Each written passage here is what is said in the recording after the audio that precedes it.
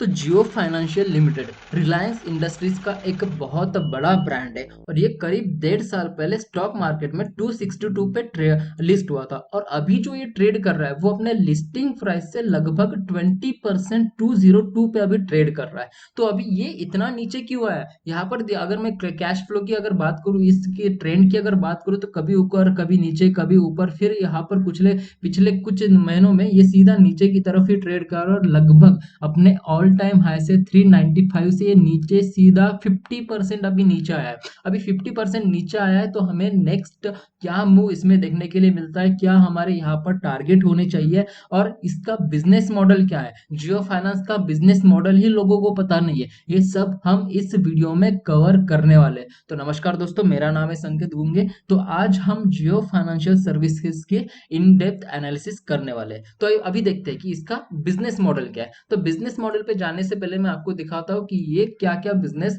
यहाँ पर रन करते हैं। तो यहाँ पर देखिए, मैंने यहाँ पर एक लिस्ट लगाई हुई है। यहाँ पर लिस्ट में आपको क्या देखने के लिए मिल रहा है कि JFSL जियो फाइनेंशियल सर्विसेज लिमिटेड, ये कंपनी क्या है। The company is a holding company and will operate it's financial services business through it's consumer facing subsidiaries namely Jio finance limited. अब ये जियो फाइनेंस लिमिटेड एक है, इसका सब ब्रांड है। उसके बाद में दूसरा सब ब्रांड ब्रांड इसका कौन सा है, जियो इंश्योरेंस ब्रोकिंग लिमिटेड। उसके बाद में जियो पेमेंट सोल्यूशन लिमिटेड। उसके बाद में जियो पेमेंट्स बैंक लिमिटेड, जियो लीजिंग सर्विसेज लिमिटेड। ये सब कुछ उनके ही ब्रांड है। उसके बाद में एक और ब्रांड उनका आता है, वो आपका Jio BlackRock investment adviser private limited. ये अभी तक स्टार्ट नहीं हुआ है, बट ये ऊपर के सभी स्टार्ट हो गए। बट फिर भी जो है वो हमारा जो रेवेन्यू हमें देखने के लिए मिलता है वो एक ही सब ब्रांड से देखने के लिए मिलता है, वो है हमारा जियो फाइनेंस लिमिटेड। इसी से जियो फाइनेंस सर्विसेज का लगभग 30% रेवेन्यू इसी से आ रहा है।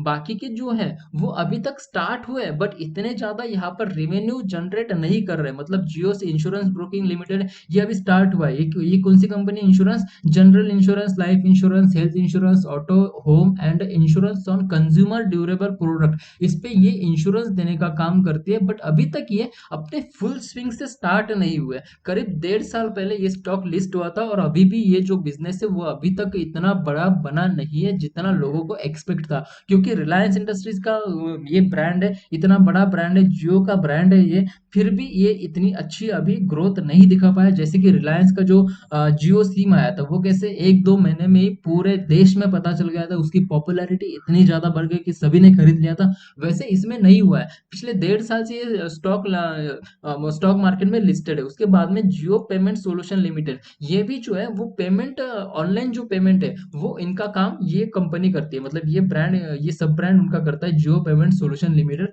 ये भी स्टार्ट हुआ है। इसमें आपको ऑनलाइन पेमेंट देखने के लिए मिल सकते हैं। अगर आप जियो के ऐप में जाओगे तो वहां पर जो आपके रिचार्ज होते हैं, बिल्स होते हैं, वो इसी ब्रांड से, ये जियो पेमेंट सोल्यूशन से ही होते हैं वहां पर। उसके बाद में जियो पेमेंट बैंक लिमिटेड, ये जो है वो इन्होंने SBI के साथ टाई अप करके जियो पेमेंट बैंक लिमिटेड एक निकाला हुआ है। उसके साथ ये क्या करते हैं कि saving account, current account, debit card, credit card, ये सब ये प्रोवाइड करती है। ये स्टार्ट हो गया है बट इतना ज्यादा अभी तक पॉपुलर नहीं है, इतना ज्यादा यहाँ पर फुल स्विंग से नहीं चल रहा है। उसके बाद में उनका कौन सा है, जियो लीजिंग सर्विसेज लिमिटेड। ये क्या करता है, जियो लीजिंग, तो leasing on air fibre devices और plans to start solar panel and IT equipment leasing soon. तो यहाँ पर ये क्या करते हैं कि एयर फाइबर जो है वो लीज करते हैं। किसको लीज करते हैं, जियो को ही लीज करते हैं। जो जियो एयर फाइबर आते हैं वो ये लीज पर देते हैं। कहाँ से लेकर, अब एक रिलायंस से लेकर ये लीज पे लेते हैं। उसके बाद में ये जियो को प्रोवाइड करते हैं, मतलब अपनी ही कंपनी में ये प्रोवाइड करते हैं सब कुछ। और इनका प्लान क्या है कि सोलर पैनल भी लीज करना, उसके उसके बाद में IT इक्विपमेंट भी लीज करना, ये इनका आने वाला प्लान है।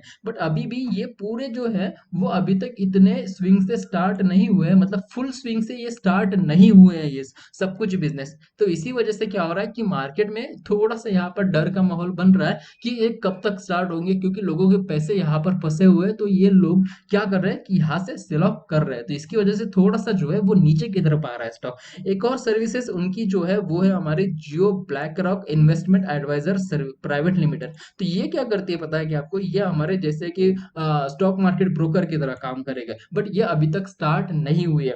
मैं अगर बात करूँ तो ये पिछले 1.5 साल से यहाँ पर काम कर रहे हैं इस पे, बट अभी तक हुआ नहीं है। जियो ब्लैकरॉक के साथ ये इनका टाई अप हो गया, बट अभी तक इन्होंने कुछ प्रोडक्ट यहाँ पर निकाला नहीं है। अगर निकाला भी है तो लोगों के पास अभी तक आया नहीं है, तो इसकी वजह से ये भी थोड़ा सा नीचे ही काम कर रहा है। मतलब जो यहाँ पर फुल स्विंग से काम करना चाहिए ये नहीं हो रहा है इसके, तो इसकी वजह से ये थोड़ा सा क्या हो रहा है कि इसका जो इनका जो बिजनेस मॉडल है वो अभी तक फुल स्विंग से स्टार्ट नहीं हुआ है। अभी फुल स्विंग से स्टार्ट नहीं हो रहा है तो इनका रेवेन्यू भी नहीं आ रहा है, और अगर रेवेन्यू नहीं आ रहा है तो यहाँ पर स्टॉक के प्राइस जो है वो नीचे की तरफ ही जा रहे हैं। तो आपको समझ में आ गया इनका बिजनेस मॉडल।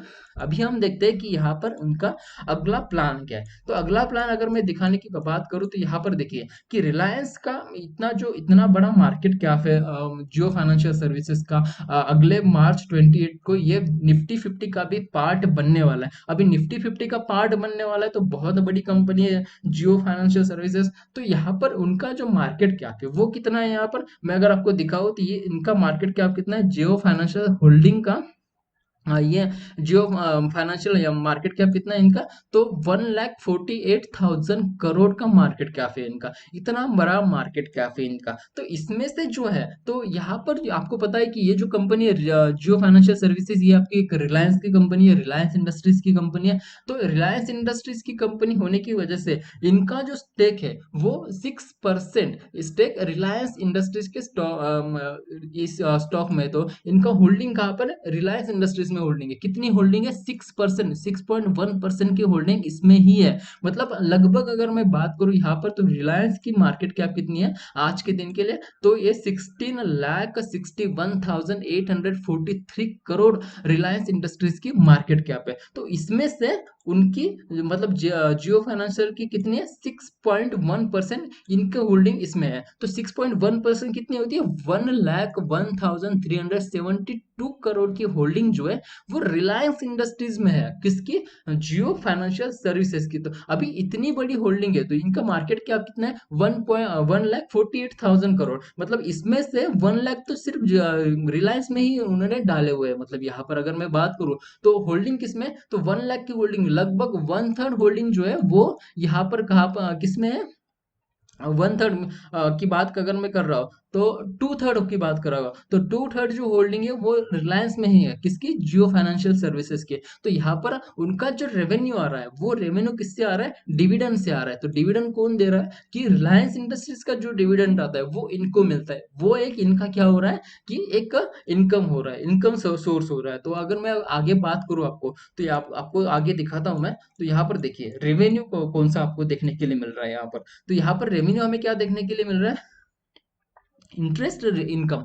तो इंटरेस्ट इनकम कितने देखने के लिए मिल रही है यहाँ पर, 38%। 38% कौन सी इनकम है, ये मैंने आपको बताया था कि जियो फाइनेंस लिमिटेड ये बढ़िया चल रहा है यहाँ पर, तो उसी का इंटरेस्ट जो आ रहा है वो 38% आ रहा है। उसके बाद में डिविडेंड इनकम आ रहा है। डिविडेंड इनकम कितना देखने के लिए मिल रहा है, 21% हमें डिविडेंड इनकम देखने के लिए मिल रहा है। ये कहाँ से आ रहा है, ये हमने जो बताया कि रिलायंस इंडस्ट्रीज के में जो जियो फाइनेंस का स्टेक है, मतलब होल्डिंग है 6.1%, उसका डिविडेंड आ रहा है 21% का। इनका सिर्फ रेवेन्यू डिविडेंड से ही आ रहा है। उसके बाद में फीस एंड कमीशन से कितना आ रहा है, 8% आ रहा है, सिर्फ और सिर्फ 8%। उसके बाद में net gain on fair value changes कितना आ रहा है, 33% इनका रेवेन्यू आ रहा है। तो लगभग अगर मैं बात करूँ तो 20% रेवेन्यू जो है वो सिर्फ और सिर्फ डिविडेंड से आ रहा है, और ये इंटरेस्ट से कितना आ रहा है, 38%। लगभग अगर यहाँ पर अगर आपको देखने के लिए मिल जाए तो 60% जो रेवेन्यू है, ये दोनों ही मॉडल से 60% रेवेन्यू आ रहा है। बाकी का रेवेन्यू कम ही है। ये भी जो है वो इसका ही रेवेन्यू मान सकते हैं, इंटरेस्ट इनकम का ही रेवेन्यू आप मान सकते हैं, जियो फाइनेंस का रेवेन्यू मान सकते हैं। बाकी किसी मॉडल से, बाकी किसी भी जो सब ब्रांड है उसमें से रेवेन्यू नहीं आ रहा है, क्योंकि वो अभी तक फुल स्विंग से स्टार्ट ही नहीं हुए। अभी अगर फुल स्विंग से स्टार्ट नहीं हुए तो उसमें कोई रेवेन्यू नहीं आ रहा है। तो रेवेन्यू नहीं आ रहा है तो मार्केट में, मतलब ये जियो जियो फाइनेंस में यहाँ पर इनकी इनकम नहीं हो रही। प्रॉफिटेबल है, कितना प्रॉफिटेबल, अगर मैं आपको दिखाऊं यहाँ पर तो कितना प्रॉफिटेबल लिस्टेबल है। तो यहाँ पर देखिए मैंने जियो फाइनेंस का थोड़ा सा फंडामेंटल यहाँ पर डाउनलोड किया हुआ है। तो यहाँ पर देखिए अभी जो जियो फाइनेंस का फंडामेंटल है, तो अभी प्रॉफिट कितना है, एनुअल प्रॉफिट कितना है, 1600 करोड़ का एनुअल प्रॉफिट, इतना बड़ा प्रॉफिट है। बट अगर ये इतनी बड़ी कंपनी है, निफ्टी 50 में लिस्ट होने वाली है, निफ्टी 50 में लिस्ट होने के बावजूद ये रिलायंस की भी कंपनी है, एक रिलायंस का बहुत बड़ा ब्रांड है, तो इसका प्रॉफिट बहुत ज्यादा लोग एक्सपेक्ट करते हैं, लगभग 10,000 करोड़ के आसपास भी लोग ये इनका प्रॉफिट एक्सपेक्ट कर रहे हैं। तो बट इतना प्रॉफिट अभी तक नहीं हो रहा है, क्यों, ये पिछले 1.5 साल से लिस्टेड है, बट इतना प्रॉफिट अभी तक भी नहीं हो रहा है इसका। पीएटी क्वार्टरली कितना है इसका, 295 करोड़ का है, मतलब पिछले क्वार्टर में इनका जो प्रॉफिट हो रहा था वो 295 करोड़ के आसपास था, मतलब यहाँ पर भी ये प्रॉफिट बहुत ज्यादा कम है। अगर मैं जियो फाइनेंशियल सर्विसेज के मुकाबले अगर इसकी बात करूँ, तो इनके जो फाइनेंस में अगर कॉम्पिटिटर है वो बहुत बड़े बड़े कॉम्पिटिटर, जैसे कि अगर मैं बात करूँ तो बजाज फाइनेंस है, उसके बाद में श्रीराम फाइनेंस है, ये ये भी जियो फाइनेंस की तरह ही सर्विसेज चलाते हैं। उसके बाद में पेटीएम है, क्योंकि जियो फाइनेंस में बहुत सारे उन्होंने सब्सिडरीज निकाली हुए, इतनी ज्यादा सब्सिडरीज है कि वो सब कुछ इसमें ही कैप्चर करना चाहते हैं। तो इसकी वजह से क्या हो रहा है कि इतनी ज्यादा सब्सिडरीज होने की वजह से ये बहुत अपने फुल स्विंग से जो काम नहीं कर रहे, अगर फुल स्विंग से काम नहीं कर रहे तो इसकी वजह से क्या हो रहा है कि थोड़ा सा कहीं ना कहीं ये जो मार्केट है वो इसी में समेटते हुए हमें देखने के लिए मिल रहा है, क्योंकि यहाँ पर इन सभी, ये जो आपको यहाँ पर देखने के लिए मिल रहा है, इतना बड़े ये सब्सिडरीज आपको जो देखने के लिए मिल रहा है, इन पर काम करने के लिए ये पिछले 1.5 साल से काम कर रहे हैं, बट अभी तक ये इसी पर काम कर चुके हैं, मतलब जियो फाइनेंस पर ही काम कर चुके हैं। उसके बाद में ये पूरे जो है वो इसमें अभी तक कोई भी हमें बड़ा मोमेंटम देखने के लिए नहीं मिल रहा है, बड़ा यहाँ पर मूव हमें देखने के लिए नहीं मिल रहा है। अगर मूव देखने के लिए नहीं मिल रहा है तो मतलब यहाँ पर कोई हमें रेवेन्यू देखने के लिए नहीं मिल रहा है, इसकी वजह से भी स्टॉक जो है वो नीचे की तरफ ही ट्रेड कर रहा है। इसकी वजह से आपको समझ में आएगा कि रिलायंस का इंडस्ट्री, मतलब जियो फाइनेंशियल का यहाँ पर स्टॉक नीचे क्यों आ रहा है, आपको इसकी यहाँ पर बिजनेस मॉडल समझ में आएगा, क्यों ये नीचे की तरफ आ रहा है, लोगों के सेंटीमेंट क्या है कि ये जो स्टॉक इतना बड़ा अगर ब्रांड है तो इसका प्रॉफिट भी बड़ा होना चाहिए, इनके पूरे बिजनेस जो है वो झपाटे से ऊपर जाने चाहिए, बट इतना ज्यादा यहाँ पर नहीं हो रहा है, तो इसकी वजह से भी थोड़ा सा जो स्टॉक है वो नीचे की तरफ ट्रेड कर रहा है। और अल्टीमेटली मार्केट सेंटीमेंट भी अभी जो है वो नीचे की तरफ ही है, मतलब यहाँ पर देखिए ये जो मूव आए थे ये इसी की वजह से आए थे, कहाँ से, किसकी वजह से, ये रेवेन्यू की वजह से आए थे या फिर उनके बिजनेस मॉडल की वजह से आए थे। और ये जो लास्ट के 2-3 महीने से ये जो मूव आया है ये तो मार्केट सेंटिमेंट से ही आया है, क्योंकि मार्केट अभी तक